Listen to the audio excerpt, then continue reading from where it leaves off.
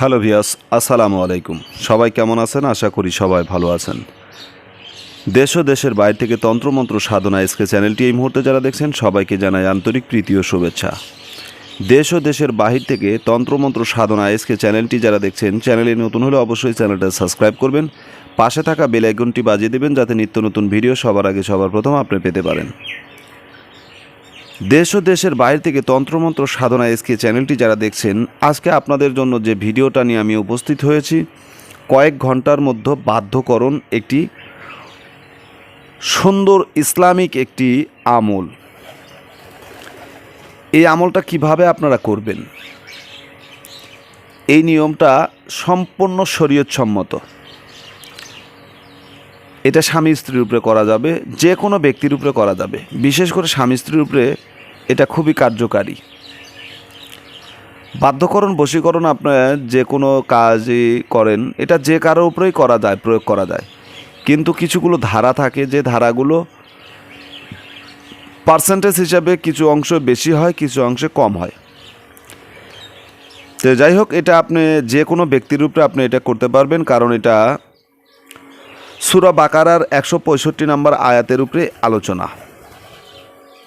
ঠিক আছে, সূরাতুল বাকারার 165 নম্বর আয়াতের উপরে একটি আলোচনা।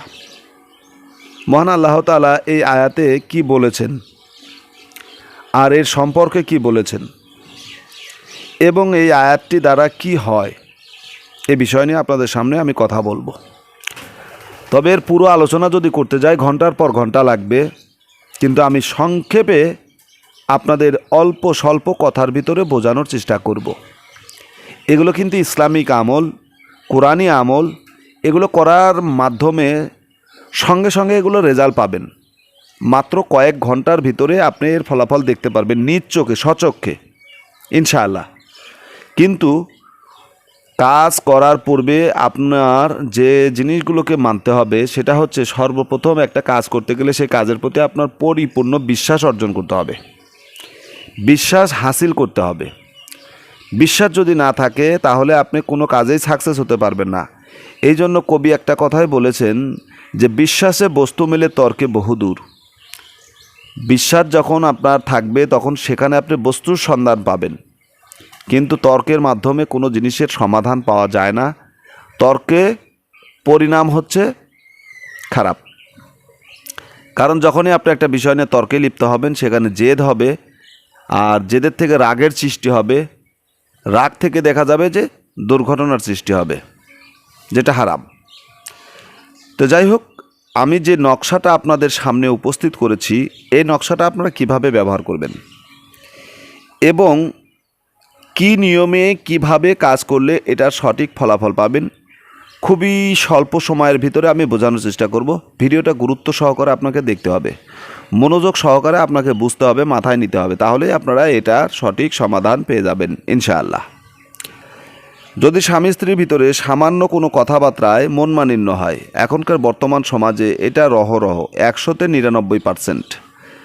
হয়তো এক একটা আল্লাহর ওলি আছে যাদের ঘরে এই ধরনের কলহ নাই। হুজুর থেকে শুরু করে মদারু পর্যন্ত একই অবস্থা। মানে দেশটার অধিকাংশ মানুষ এখন যে কোনো হালতে আর কোন অবস্থায় এই পৃথিবীর মানুষ এখন আছে, যেটা যারা সমস্যার সম্মুখীন তারাই বুঝতেছে যে আসলে বিষয়বস্তুগুলো কেমন। আমার কথাগুলো তারা বুঝতে পারছে। সংসারের ছোটোখাটো বিষয় নিয়ে অধিকাংশ সংসারে কেচাল ঝগড়া এবং এমন বিশৃঙ্খলা সৃষ্টি হয় যেটার পরিস্থিতি অতি ভয়াবহ রূপ ধারণ করে, অতি ভয়াবহ রূপ ধারণ করে। স্বামী একটা ভুল করেছে, স্ত্রী যদি ছাড় দেয় সেটা সমাধান হয়ে যাবে। স্ত্রী একটা ভুল করেছে, স্বামী যদি একটু ছাড় দেয় সঙ্গে সঙ্গে সেটার সমাধান হবে। কিন্তু আমরা কেউ কাউকে ছাড় দেওয়া শিখিনি, ক্ষমা করা শিখিনি, সেটা ধরে বসা শিখেছি, যার কারণে আমাদের ভিতরে সমস্যার পর সমস্যা লেগেই থাকে। এই সমস্যা থেকে যেন সমাধান হয়, এই জন্য স্বামী স্ত্রী উভয়ের উপরে এই আমলটা আমি নিয়ে উপস্থিত হয়েছি। এই আমলটা সম্পর্কে আলোচনা করব। এটা যেমন স্বামীর উপরে কাজ করে তেমন স্ত্রীর উপরে কাজ করে, যেমন স্ত্রীর উপরে কাজ করে তেমন স্বামীর উপরে কাজ করে, যেমন প্রেমিকের উপরে কাজ করে তেমন প্রেমিকার উপরেও কাজ করে। এটা এতটাই কার্যকারী, এতটাই পাওয়ারফুল এবং এতটাই ভালো একটি আমল, যেহেতু বলছে আমি শুরুতে, যেটা কোরআনই একটা আমল এবং জায়েজ একটি আমল, যে কেউ যে কারো উপরে করতে পারবেন। তবে মনে রাখবেন যে হালাল কাজে অবশ্যই ব্যবহার করবেন, হারাম কাজ থেকে দূরে থাকবেন। ঠিক আছে, হারাম কাজে কখনোই এগুলো ব্যবহার করবেন না। এখন আসেন, এটা কিভাবে আপনারা প্রয়োগ করবেন। ভালোবাসা বৃদ্ধি করতে চাইলে যে আয়াত পড়ে মিষ্টান্ন দ্রব্যের উপরে ফুঁক দিয়ে সঙ্গীকে খাওয়াবেন। স্ত্রীকে সর্বদা মনে রাখতে হবে স্বামী তার কর্তা। এটা ইসলামী এবং কোরআন সুন্নাহর একটি কথা। আল্লাহ তাআলা বলেছেন পবিত্র কোরআনে যে নারীদের 5টা কাজ, এই 5টা কাজ যদি কোনো নারী করতে পারে তাহলে আল্লাহ তাআলা তাদের জন্য 8টা জান্নাতের দরজা খুলে দেবে। যে কোনো দরজা দিয়ে, জান্নাতের 8টা দরজা, এক কথা জান্নাতের 8টা দরজার যে কোনো দরজা দিয়ে ওই নারী জান্নাতে প্রবেশ করতে পারবে। 5টা কাজ করতে হবে, 5টা কাজ করতে হবে। আল্লাহ তাআলার ফরজ হুকুমগুলোকে মানতে হবে এবং ফরজ হুকুমের ভিতরে 4টা জিনিস আছে। আর 1 নম্বরে স্বামীর খেদমত, স্বামীর কথা মতো চলা, স্বামীর সতীত্বর হেফাজত করা। আপনার নিজের সতীত্বর হেফাজত করবেন, পর্দাতে চলবেন, স্বামীর হুকুম মেনে চলবেন, আল্লাহ তাআলার বিধান 5 ওয়াক্ত নামাজ পড়বেন, মাহে রমজানের রোজাগুলো রাখবেন। বাস, এই ছোটোখাটো বিষয় এবং খুবই অল্প স্বল্প আমলের মাধ্যমে একটা নারী আল্লাহ তাআলার জান্নাতের যে কোনো দরজা দিয়ে প্রবেশ করতে পারবে। আল্লাহ রাসূল বলেছেন যে আমি নারীদেরকে যদি সেজদা করার হুকুম দিতাম,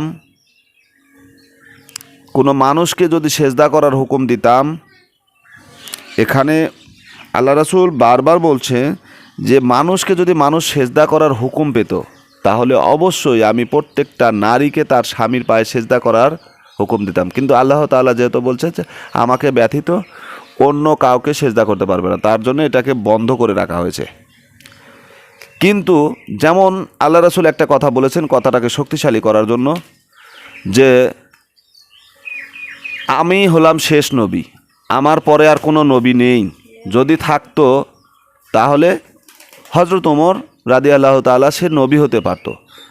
লাকানা ওমর, ওমরের ভিতরে, হযরত ওমর রাদিয়াল্লাহু তাআলার ভিতরে এমন কোনো গুণাগুণ ছিল না যে নবী হতে পারবে না। আল্লাহ তাআলা এই কথাটাকে পছন্দ করেছেন।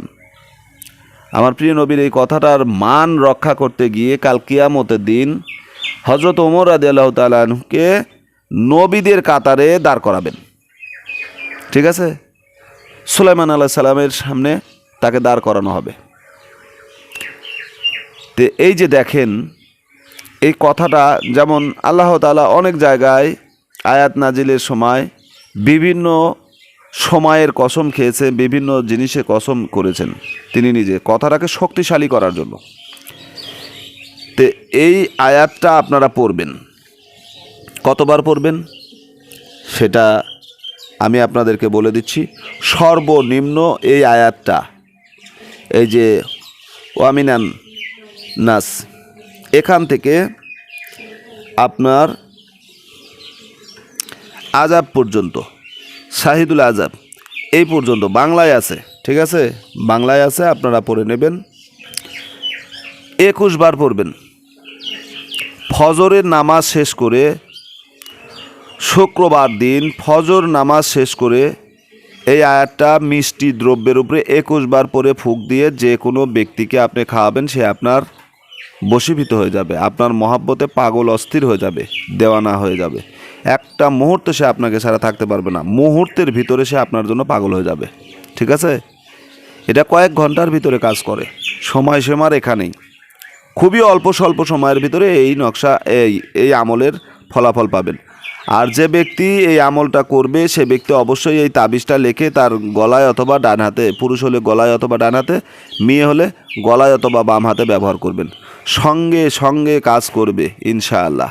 এগুলো কোরআনি আমল, নিজের থেকে করে নেবেন, নিজের থেকে করবেন, খুব সহজেই আপনি ফলাফল পাবেন ইনশাআল্লাহ।